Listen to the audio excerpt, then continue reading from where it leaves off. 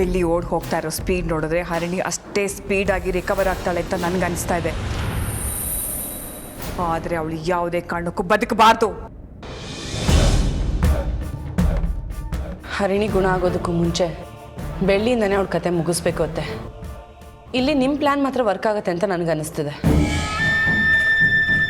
ಅಮ್ಮ, ಅಣ್ಣ ಬಂದ.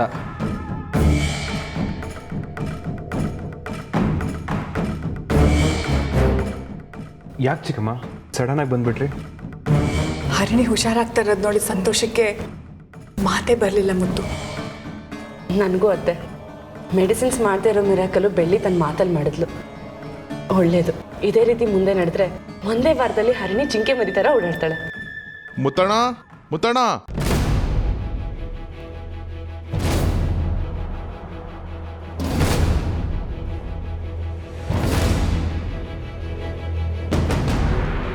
ಯಾರು?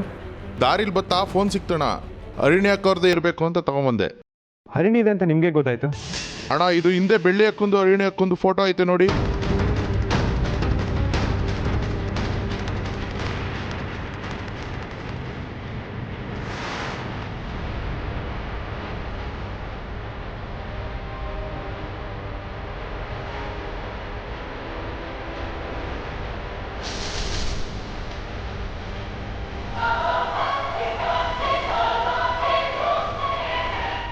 ಸರಿ, ನೀವು ಹೊರಡಿ. ಚಿಕ್ಕಮ್ಮ ಚಿಕ್ಕಮ್ಮ, ಇಲ್ಲಿ ನೋಡಿ, ಹರಿಣಿ ಫೋನಿಂದ ಬೆಳ್ಳಿ ಫೋಟೋ ಹಾಕ್ಸ್ಕೊಂಡಿದ್ದಾರೆ.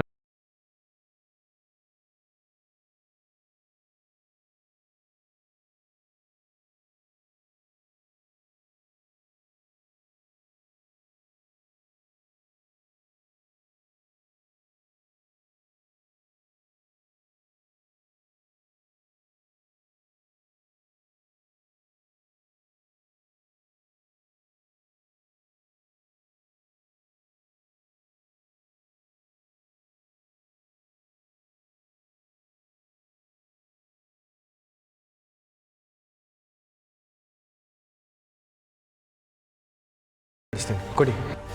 ಏನೂ ಆಗಿಲ್ಲ ಅನ್ಸುತ್ತೆ ಕಣೋ, ತಗೋ.